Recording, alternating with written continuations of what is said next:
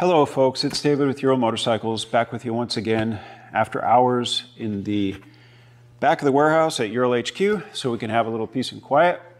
And this week's topic, honestly, I've been putting it off for a few weeks.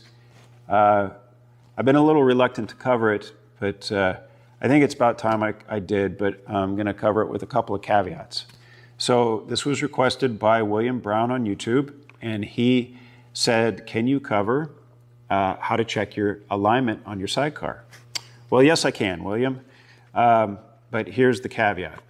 As a representative of the OEM and speaking on behalf of Ural Motorcycles and myself, I want to make sure that if you do embark on changing or fine-tuning your chassis on your Ural motorcycle, that you seek out the help of a dealer or service center.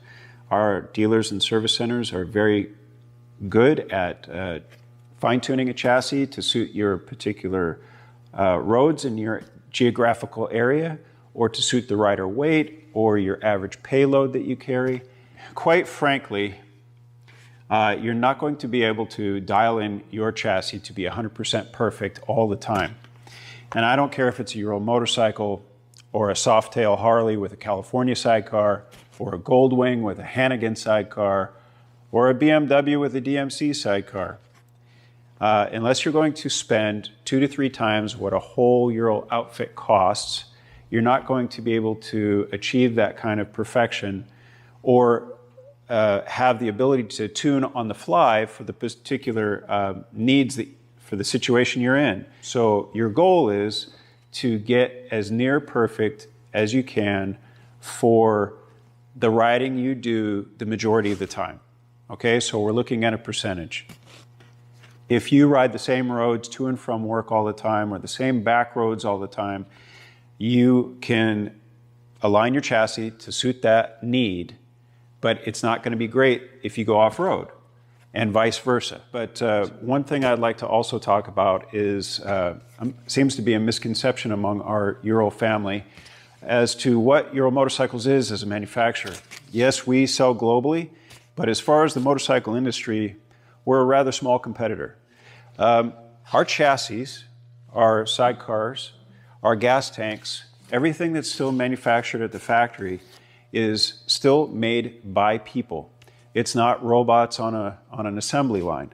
So your chassis, even though there's a jig to align the frame rails and the steering neck, that is still welded by hand by a person. It's the same as the sidecar body. All the sheet metal is laser cut and the panels are perfect, but when they actually go together to be spot welded, that is a person doing that. Yes, there is a jig for that too, but there's going to be manufacturing variances. And this is also one of the things that makes Ural unique. You're basically getting a hand-built bike. This is not something that's assembled 100,000 at a time per year. So your chassis compared to your buddy's chassis or any of the other 3 chassis that are sitting at the dealership that you've been admiring, the alignment on your bike is going to be unique to you. And that is not only by the motorcycle's design, but also because of your personal preference. And as I said before, your weight, the payload that you carry most of the time, whether or not you take your significant other with you or your dog, all these are going to be variables. So just keep that in mind as we move forward, okay? So if you're scouring the internet and you're going through the forums or any other myriad of places to get information about aligning a chassis, you're going to see all kinds of terms and all kinds of rules to follow. Like sag affects lean out and lean out affects toe in. All these things are true, but you're talking about fine-tuning a chassis. What we're focusing on here is just checking the alignment. So the 2 terms we're going to refer to are toe in and lean out. These are the ones that affect the majority of the symptoms that you may experience while you're going down the road. So here I will show toe in the most rudimentary way possible, basically paper cutouts. So this is top view of the motorcycle, top view of the sidecar. This is the front tire, this is the nose of the sidecar. So toe in is the relationship between the sidecar wheel and tire to that of the motorcycle's front and rear tire, which are in line with each other. When you adjust the toe in, you're towing in the tire towards the motorcycle, so this will all track straight. Now without toe in, if this was straight, the sidecar is always trying to pull away from the motorcycle, and thereby you're having to steer this way to try and pull it back to center. Next is our lean out. Now the lean out, what you're seeing here with my crudely drawn stick figure motorcycles is your view is from the back of the bike. This is a level road with a horizontal chassis, a vertical sidecar wheel, the motorcycle in the back of the sidecar. You can see the motorcycle is leaned out away from the sidecar body. Now, when you're on a crowned road or highway, the motorcycle will be standing up straight with the chassis level, and the toe in conjunction with the lean out is driving the unit forward in as straight as possible. What you're effectively doing is dialing in or tuning in a constant left-hand turn. So with no lean out, the motorcycle is always trying to pull towards the sidecar. Now, how much lean out depends on, again, your location, how much crown is built into the road, and how much payload is in the sidecar, and how much the rider weight is. So to do a basic alignment check like we're doing here today, you're going to need an angle finder with a magnetic base, so you can stick this on the back rotor, and then you'll also need alignment beams. Now, if you look at these are rectangular extruded aluminum. Now we sell these, they're available through your dealer. I will link the part number and the price below. If you're going to take on checking your alignment yourself, you're going to find online there's many, many methods where people are using 8-foot fluorescent light tubes or 2x4s or angle iron from an old bed frame. I can't stress this enough. The variation of those items to check the alignment, you could be off between the distance from the front to the back measurement. You could be off a quarter inch or more, and this will greatly affect the way your bike handles. So you want the proper tool for this job. Now, if you can't justify the cost of the alignment beams, consider going in with a few friends who have sidecars and splitting the cost between you. Either that or go to your dealer or service center, and they will definitely have the proper alignment beams for in-house use to align your chassis for you. The most common symptoms that can be affected by changing the toe in or the lean out are if you're constantly pulling on the handlebars towards the left and pushing on the right because the bike feels like it wants to pull towards the sidecar. This would be an indicator that you need to do either or, toe in or more lean out. If it feels like it's hard turning into a left-hand turn, like it's dragging and you have to push it into a left-hand turn, that would be an indicator of increasing the toe in and or the lean out. The opposite effect, where you feel like you're always pushing on the handlebars and pulling with this hand, would be an indicator that you would need to decrease the toe in and or decrease the lean out so the bike stands more upright. If you have a situation where the bike feels like it's hard to turn towards the direction of the chair, this would also be an indicator that you need to decrease the toe in and or decrease the lean out. So the first thing you're going to want to do is fill all your tires to the recommended specifications in your owner's manual for the pusher, the front, and the sidecar. Unless you've determined for yourself that you like a different pressure than what is indicated in the manual, fill it to that level then. Next, you're going to install the first alignment bar onto the spokes with the J-hooks on the rear and the front wheel.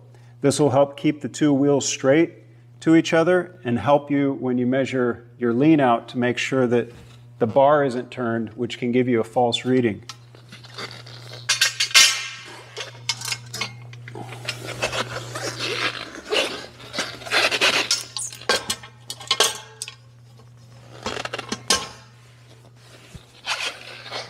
Next, we'll install the sidecar alignment bar, again through the spokes.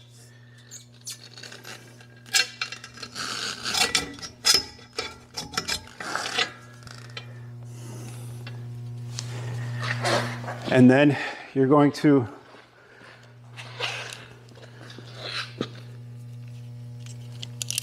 measure the height .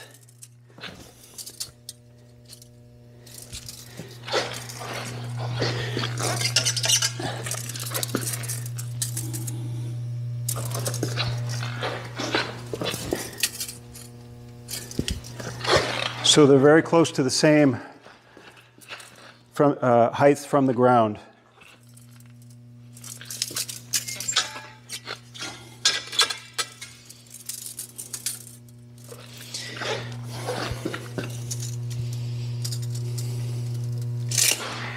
And then you can use a box or wood, blocks of wood, to space up the end of this bar so it doesn't sag while you're taking your measurement.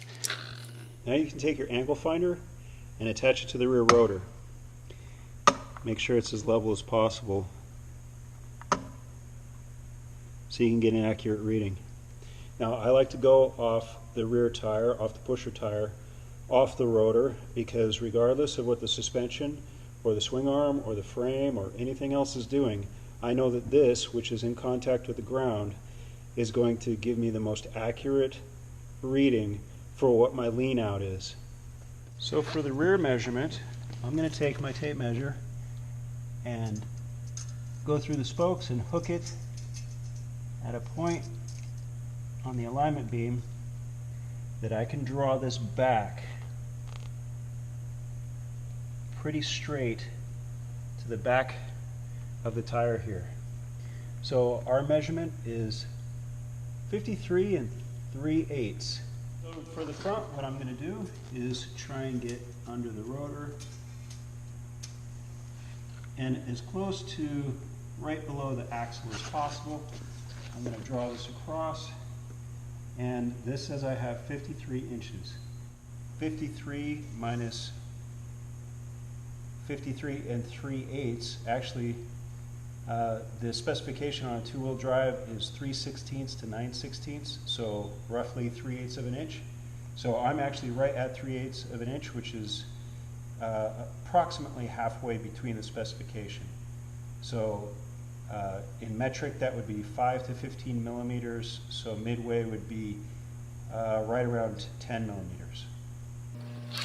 So the measurements I've taken at the back and the rear indicate that I am right in the middle of the specification at 3/8 of an inch toe in on the sidecar in relation to the bike.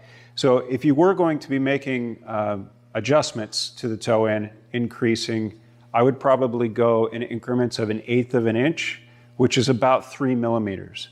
So 1/8 of an inch, lock it down, and then you would also want to check your toe in, because every adjustment you make to, or your lean out rather, any adjustment you make to your toe in, it's going to affect your lean out, and vice versa. Anything you do to your lean out, it could affect your toe in. So even though lean out affects toe in, the opposite is also true. Once you think you got one locked down and you make an adjustment to the other one, always go back and check the other to make sure you haven't knocked it out of place. Now the angle finder at the back of the bike was reading at 1 degree of lean out. Now I know for me, my personal choice, at 168 pounds, that's ideal for me, right about 1 degree or maybe slightly less. I typically commute to work with a backpack, a full tank of fuel in the jerry can, and a jack and a few other accessories, probably about 60 pounds of stuff in my sidecar and in the trunk. And then my body weight, 1 degree lean out is about ideal for me. What it is for you may be a little bit different. So had I needed to adjust the lean out or toe in on this bike, the process I would have followed was, first I would have disconnected the wiring harness here at the front strut, and then before I loosened anything, I would take a 25mm wrench or a good crescent wrench and break these jam nuts loose on the front and rear struts, because once you take them loose from the frame, it's really hard to get those broke loose if they haven't been moved in a while. Then you would take a 19mm socket and wrench and remove the nuts from these bolts on the front and back. Once you remove the bolts, then you could lift the struts away and adjust them up or down depending on whether you were leaning out or leaning in. Now, if I was to lean this bike out more, obviously I would be lengthening these struts, and I would turn them each the same amount. So if I was going half a turn, half a turn, half a turn, I would duplicate that on the front and the rear. And when I went to put them back on their mounting positions, on the mounting lugs, I would, once I got them lined up, if the bolt goes in the back fine and it doesn't want to go in the front, you've got something in tension. You should be able to slide the bolts through on both holes. If you can't, something is not adjusted right, and you need to either increase or decrease one of these so it will just slip right through. Now, if I was doing a toe-in adjustment as well, before I put the sidecar struts back onto their mounting locations on the chassis, on the motorcycle chassis, I would loosen these 2 bolts here and the 2 on the back. Then you'd be able to maneuver the sidecar and the motorcycle together, tighten it down to where it wouldn't slip, retake your measurements, and when you get the toe in correct to the number that you're seeking, then you can adjust the strut length to fit on the chassis. Check your lean out number again and continue back and forth until you lock it down. So there you have the basic information on how to check the toe in and the lean out of your sidecar outfit. Two of the biggest changes you can make to affect the handling and offset symptoms that you may be experiencing while riding. Now, this is a change that can affect the handling very drastically, and if you're unfamiliar with what these changes will do initially, it could be a potentially hazardous situation, and we want to avoid that at all costs. I do want to encourage you to talk to your dealer or service center if you plan on making these changes. This is a job that they do charge for because it's pretty labor intensive, but if you do decide to take it on, like I said, please, by all means, buy the proper tools, buy the proper alignment beams. As always, I appreciate you folks watching these videos. If you're watching this on YouTube, please give us a thumbs up and subscribe to our channel. If you see it on Facebook, give us a like. Comments and questions can be left below, or you can contact us at ural@info.com. Until next time, again, I appreciate you watching, and we'll talk to you later.